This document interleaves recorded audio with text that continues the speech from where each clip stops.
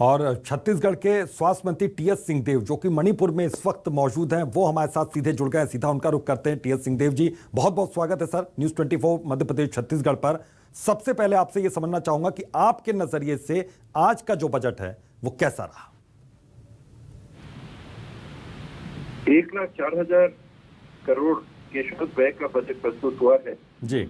और सीमाएं किसी भी सरकार की, किसी के भी बजट की, उसकी आर्थिक आमदनी राजस्व उसको कितना मिल सकता है उस पर निर्भर है। उस वजह में माननीय मुख्यमंत्री जी ने जो बजट प्रस्तुत किया है उसमें कोई नया कर प्रस्तावित नहीं किया है।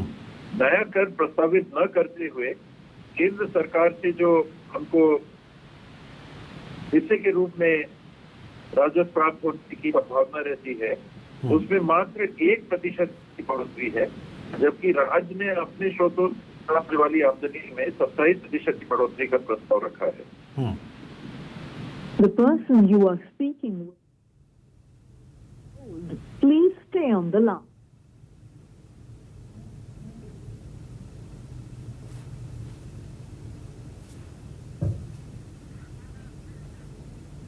लगता है संपर्क यहाँ पर किसी तकनीकी खामी की वजह से नहीं हो पा रहा है, लेकिन साफ तौर पर जो अलग अलग परियोजनाओं के लिए कई सौ करोड़ का यहाँ पर प्रावधान किया गया, जैसे पुरानी पेंशन योजना को बहाल किया गया, उसको देखने के बाद वहाँ का कर्मचारी वर्ग बहुत ज़्यादा खुश हो गया।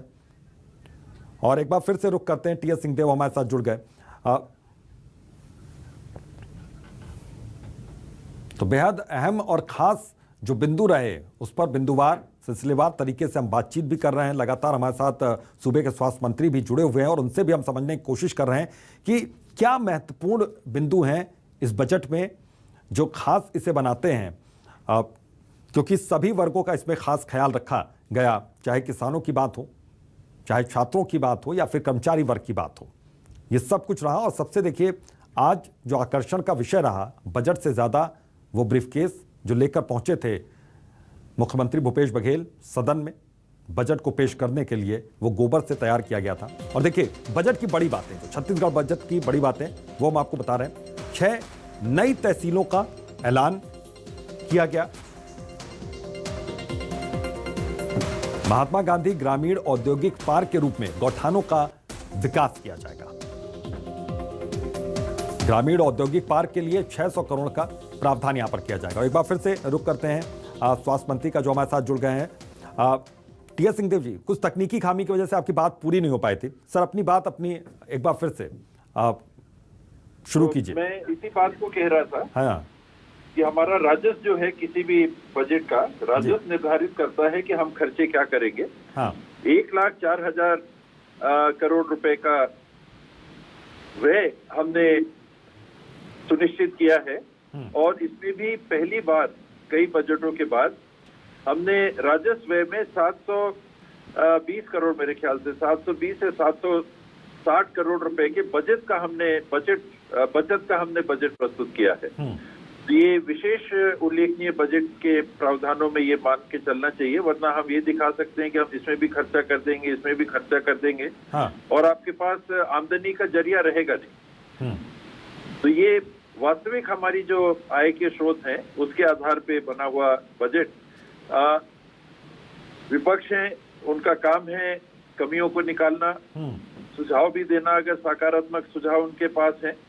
और उस परिस्थिति में मुझे नहीं लगा कि उनके तरफ से कोई भी नेता प्रतिपक्ष जी, अभी मैं सुन रहा था उनकी बात को, कि आमदनी हम कहां से बढ़ा सकते हैं। कोई भी एक सलाह वो देते कि ये खर्चे के लिए, तो उन्होंने कहा और ये सही है कि बजट में अभी बेरोजगार युवाओं के लिए बेरोजगारी भत्ते की बात नहीं दिखी, शासकीय कर्मचारियों के लिए जो है वो बात नहीं दिखी। लेकिन उस बात को पूरा करने के लिए हमारी आमदनी का जरिया क्या होना चाहिए था, उसका भी सुझाव अगर आता तो मैं समझता हूं कि वो सकारात्मक होता। फिर भी इस बजट में अगर आप देखेंगे तो नए जो प्रावधान किए हैं, हमारा फोकस किस तरफ है। एक तरफ हमने कहा कि हमारे यहाँ बेरोजगार भी हैं, हमारे यहाँ कर्मी भी हैं जो कि शासकीय कर्मी जो रेगुलराइज होने के लिए या नियमितीकरण के लिए इंतजार कर रहे हैं। तो वहाँ इन वर्गों के लिए हमने क्या किया है। रोजगार के संदर्भ में अनेकों प्रावधान ग्रामीण क्षेत्र में हम लोगों ने एग्रो बेस्ड और फॉरेस्ट बेस्ड प्रोडक्ट्स के लिए जो हमारा गौठान है वहां पर 600 करोड़ रुपए का प्रावधान हमने उसके अधोसंरचना के लिए किया है। एक ये है कि आप शासन की तरफ से कुछ दीजिए और दूसरा है कि आप अपने तरफ से सरकार के मदद से उनको स्वावलंबी बनाने के लिए पहल करिए। तो हमने ये भी पहल की है। किसानों के लिए किसान न्याय योजना के माध्यम से 6,000 करोड़ रुपए का प्रावधान किया गया है। किसान न्याय योजना के माध्यम से जो भूमिहीन है, आप बेरोजगार को इनसे अतिरिक्त मत देखिए, बेरोजगारी भत्ता आपको नहीं दिख रहा है, लेकिन 6,000 रुपए प्रति एकड़ की जगह हमने अगर 7,000 रुपए प्रति एकड़ किया है तो वो हमारे बेरोजगार भी हम मान सकते हैं जो भूमिहीन है, उनके पास स्वाभाविक है कि रोजगार नहीं होने की ज्यादा संभावना होगी, तो उनके लिए भी हमने प्रावधान किया है बजट में कि उनको ये राशि उस नाम से नहीं मिल रही है, दूसरे नाम से मिल रही है। शासकीय कर्मचारियों के लिए एक बड़ा कदम जो पुराना पेंशन योजना था उसको घोषणा करके लागू करने की बात माननीय मुख्यमंत्री जी ने हमारे सामने रखी है। तो ये कदम हम अपना पाए हैं।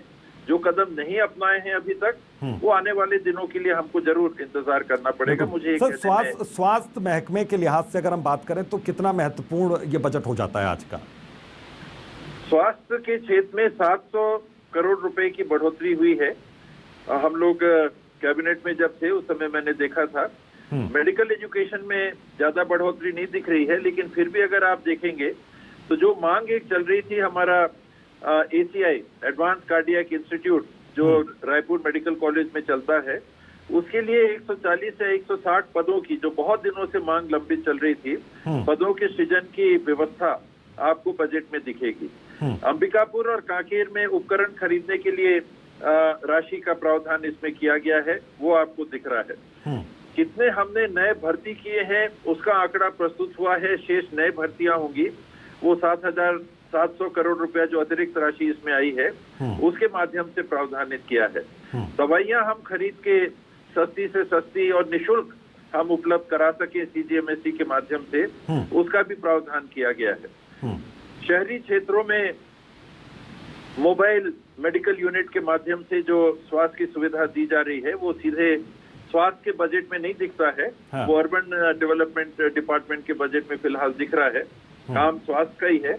तो वो गाड़ियां हर नगर पालिका और नगर पंचायत में भी उपलब्ध करा के वो सुविधा और सेवा नागरिकों को दी जाएगी, इसका भी प्रावधान है। नए लैबोरेटरीज की स्थापना होगी, उसका उल्लेख है। और जो हमारा पुराना इंफ्रास्ट्रक्चर कोविड के लिए हमने तैयार किया था उसको बरकरार रखते हुए अनेकों स्वास्थ्य के क्षेत्र की सुविधाएं उसमें उपलब्ध कराने की बात है। एक एक अक्षर इसमें बजट में नहीं दिखता होगा, लेकिन वो इसमें प्रावधान है। और स्वास्थ्य के क्षेत्र में मेडिकल एजुकेशन में जरूर बढ़ोतरी नहीं दिख रही है, किंतु 3 नए मेडिकल कॉलेज बनने हैं, उसका इसमें प्रावधान आप बजट में देखेंगे तो उल्लेख नहीं है। लेकिन 50-50 करोड़ रुपए तो उसके लिए हमको पहले से मिले हुए हैं और इस साल भी बजट में उसका प्रावधान है, इसमें उल्लेख नहीं है। बजट की स्पीच में मुख्यमंत्री जी ने उसका उल्लेख नहीं किया है, लेकिन ये 3 मेडिकल कॉलेज की यानी कि कुछ चीजों का उल्लेख नहीं हुआ है बजट में, लेकिन वो चीजें पहले से चली आ रही हैं और वो होगा वहां पर विकास के तौर पर। बिल्कुल सर, बहुत बहुत शुक्रिया अपना कीमती वक्त देने के लिए न्यूज़ 24 मध्य प्रदेश छत्तीसगढ़ को।